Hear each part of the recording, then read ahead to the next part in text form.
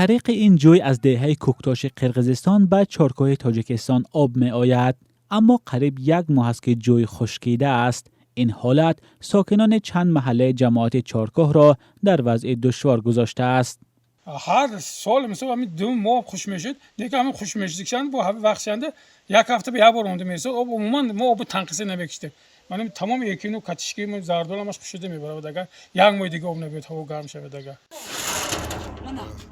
این نمیدونم این چوکلش یکونم میده. دیگه همه حق همسایه گره 1 هفته میداره. حق همسایه ها گره 1 هفته میداره. همسایه ها اونده همه میگیره. امید یک گروه از ساکنان چارکوه حالا این حوضها هستند. رئیس محله عباد فیض‌اللهیف میگوید آب این حوض فقط برای چند روز دیگر میرسد. یکتون تو مال ما همه حوض خانه ها ما یگان تا کبوتی نیخلا. آب میخوردگی هم نیست پیا. جاموشوی ها ما جاموشوی ها ما دیگه جاها ببرده کسید. من گلهمی و حولم نشان تیم چرکش 1 وجه پلیمشتگی.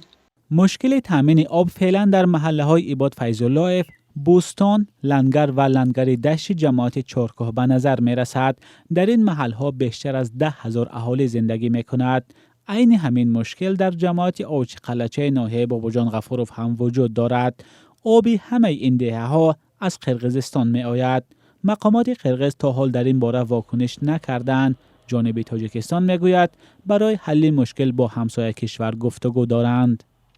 ما امروز حقیقت با گفتشنود گذارانده همسایه ها کدی قرقیز ها کدی سیکو بابا از اوانبار با کانال یاری رسان پرتفته حساب دریای اسفاره با فروورده خوجگاه با تقسیم کرده استادیم، لیکن این اوان باشد ناکفایه است. برای آنکه امروز خورشید نیست، هوا نسبت دیگر وقت گرمتر شد. همه به نگاه نکرده بچه کارگرای ما همه چهارهایی هم بخواستن که آب کتی تامین کنند. برای حل مشکل بی‌آبی در منطقه های نزد مرزی، نمایندگان وزارت انرژتیک و ذخیره های آب به اسفره آمدند. امید مقامات و هم مردم این است که با گرم شدن هوا آب دریا زیاد شده مشکل آنها نیز برطرف شود.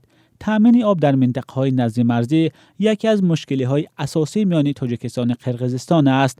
تقسیم آب چندین مراتبه باعث سر زدن مناقشه میان دو طرف شده است. مولا رجب یوسفی، فرزان محمدی، آزادی، شهر اسفره.